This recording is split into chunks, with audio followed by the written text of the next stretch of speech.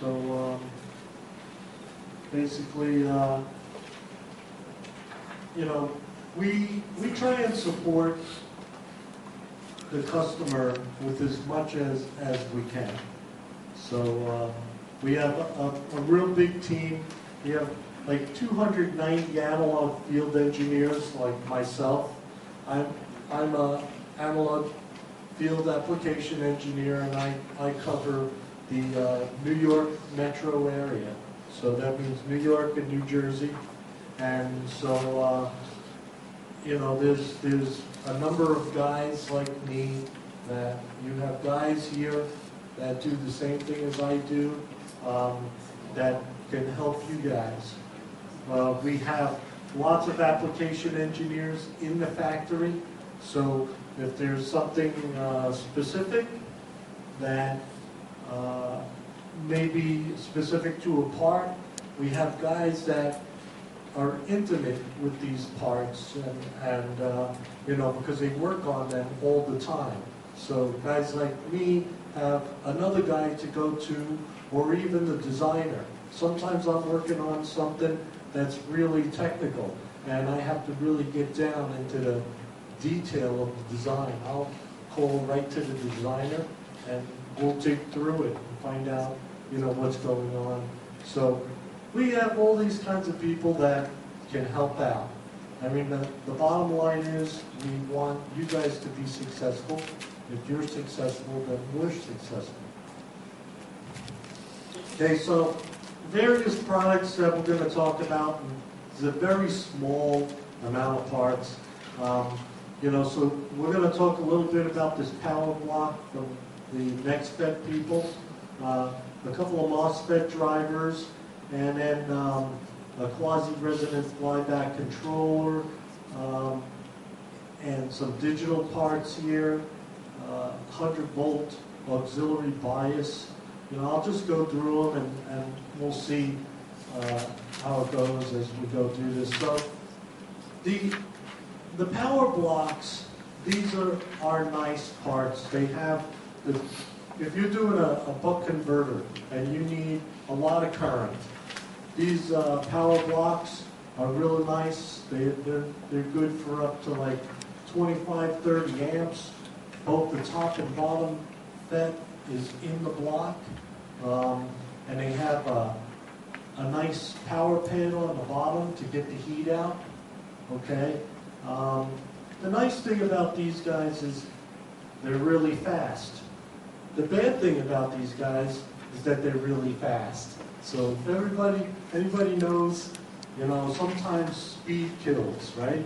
So yeah, they're really fast, and that's great for efficiency, but you have to be careful, you know, because speed introduces some ringing, right?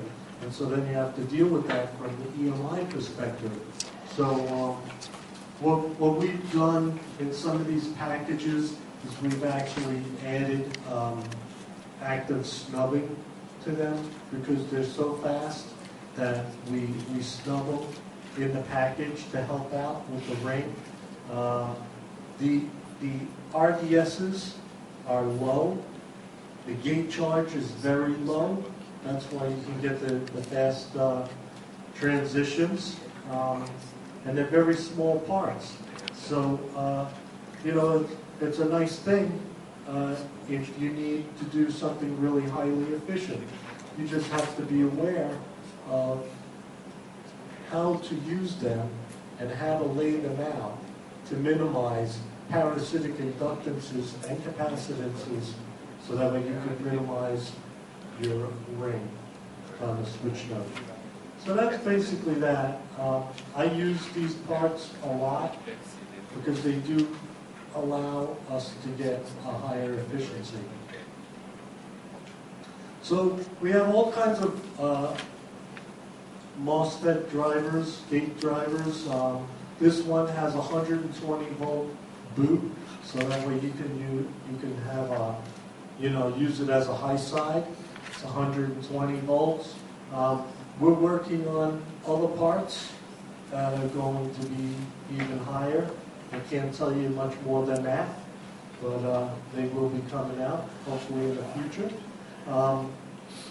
We also do have parts that we're working on, and it doesn't talk about it in here, but they actually have, boundary isolation in a gate drive. So a lot of new topologies that you might see have light load efficiency. Like the new phase-shifted H-bridge 24950 has light load efficiency where it actually turns off the synchronous FETs at light load because you really don't need them if you're not putting out a lot of current. Well, if you're using a transformer gate drive for your high side drives, then how are you going to turn those synchronous FETs off, right? Because a transformer will only pass a pulse. If I pull it high, it's not going to stay high, right?